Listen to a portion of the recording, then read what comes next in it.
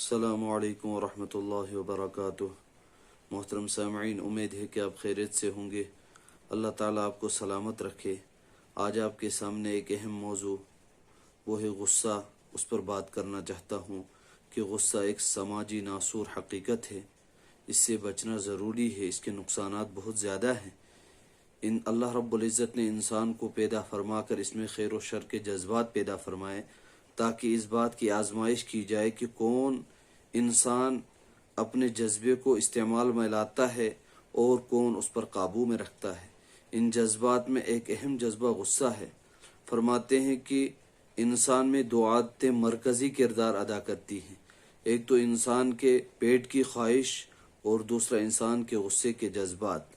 قرآن کریم میں اللہ تعالیٰ نے فرمایا الذین ينفقون فی السراء والضراء والکاظمین الغیظ والعافین عن الناس واللہ یحب المحسنین، کہ وہ لوگ جو سختی میں اور خوشی میں خرچ کرتے ہیں اور وہ لوگ جو غصے کو قابو میں رکھتے ہیں، اللہ تعالیٰ کو یہ انسان اور معاف کرنے والے انسان بہت پسند ہے۔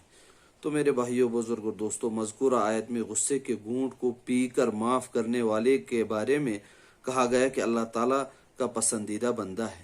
امام غزالی علیہ رحمہ فرماتے ہیں کہ اللہ تعالیٰ ہر طرح کے گھونٹ پی جانے میں غصے کے گھونٹ کو پینا بہت پسند فرماتے ہیں۔ اسی وجہ سے حدیث مبارکہ میں اللہ کے رسول صلی اللہ علیہ وسلم نے ایک صحابی نے درخواست کی کہ مجھے کوئی نصیحت فرمائے، تو اللہ کے نبی پاک صلی اللہ علیہ وسلم نے فرمایا لا تغضب، غصہ مت کرو۔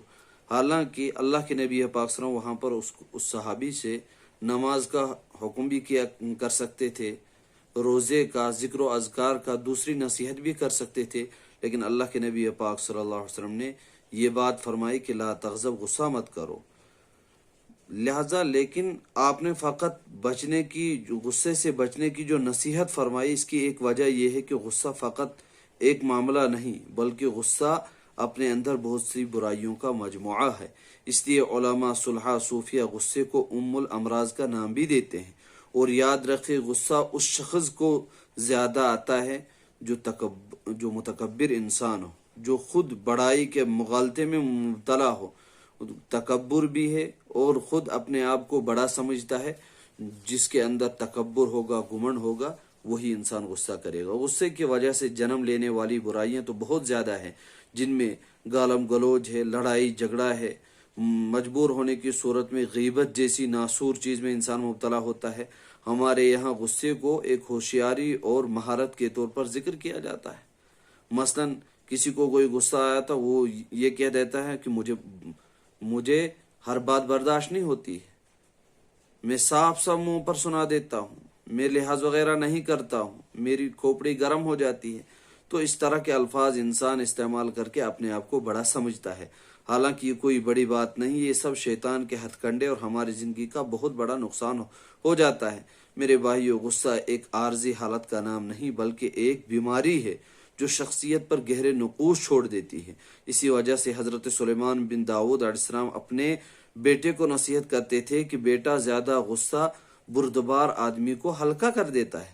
رسول اللہ صلی اللہ علیہ وسلم نے فرمایا لیس الشدید بالسرعہ انما الشدید الذی یملک نفسہ عند الغضب، کہ پہلوان وہ نہیں جو ایک وار میں اپنے مقابل کو گرا دے، بلکہ پہلوان وہ ہے جو غصے میں اپنے آپ کو قابو میں رکھے۔ اللہ کے نبی پاک صلی اللہ علیہ وسلم نے دوسری جگہ فرمایا کہ غصہ جو ہے شیطان کا اثر ہے، اور شیطان جو پیدا کیا گیا ہے وہ آگ سے پیدا کیا گیا ہے، اور آگ جو ہے وہ پانی سے بجھائی جاتی ہے۔ لہذا جب تم میں سے کسی کو غصہ آئے تو فوراً وضو کر لے۔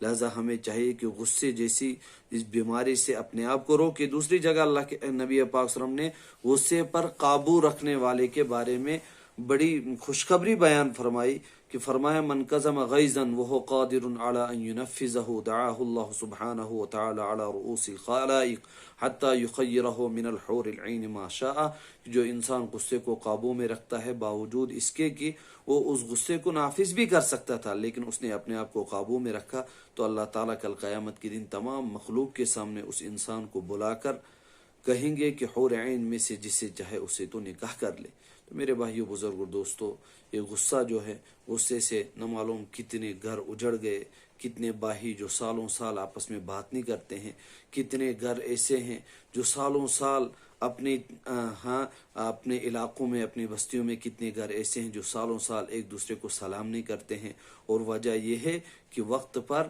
بات بات پر لڑائی ہو گئی، غصے کو قابو میں نہیں رکھا، ایسی باتیں ایسی چیزیں استعمال کر لی جس کی وجہ سے پھر سالوں سال مسلمان بھائی آپس میں بات نہیں کرتے ہیں۔